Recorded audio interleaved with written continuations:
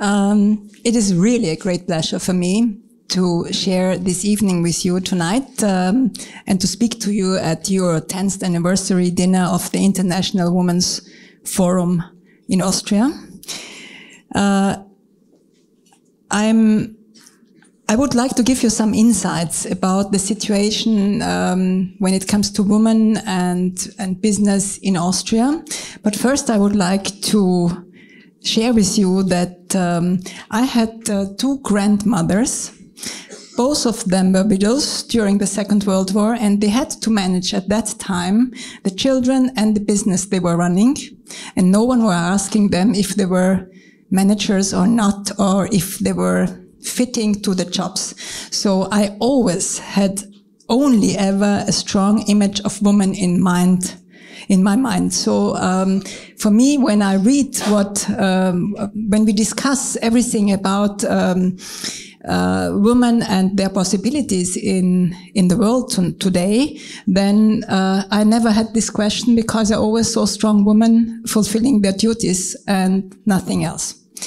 So what I would like to tell you, if you look at the Equal Pay Day in Austria, it was the Valentine's Day, the 14th of February, and 2009, it was the 16th of February, and the Momentum Institute calculated that if we go on with this speed, then the gender income equality will be in about 300 years.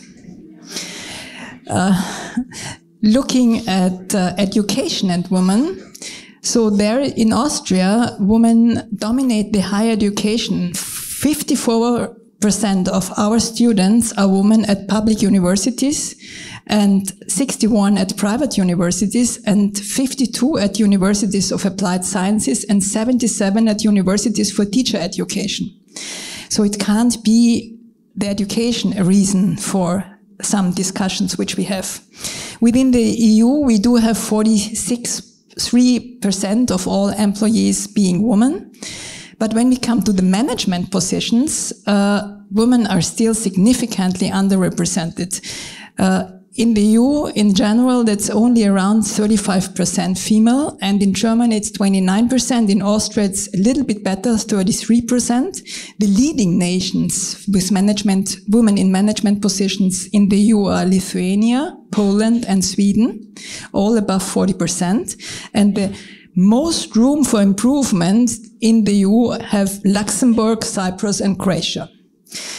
So when we look at the supervisory board positions, then out of Eurostat, it's only 28% of board members were women.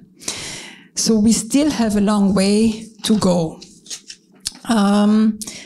Looking back to Austria, then I can tell you that in general, 47% in Austria's workforce are women, but still in tourism we do have more than 50%, 54% approximately are women working in tourism. Still, the biggest challenge which we have to face right now is about the childcare. We are having a lot of programs, but it's extremely difficult to find the right childcare offers within Austria. So women shouldn't need to select between family and careers in 2024. Tourism has a very good number when it comes to management positions. 64% of all women working in tourism do have management positions already. So this is a good number. As a female politician, I still are in a world dominated by men.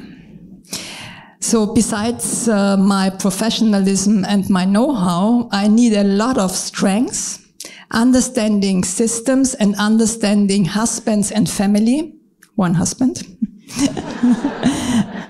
and perseverance.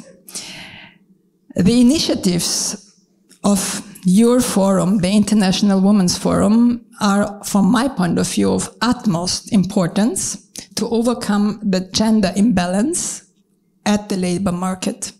That is why I'm really proud today to speak here in front of you all. And before I finish and thank you, I wanted to give you some additional 2 minutes, some additional figures.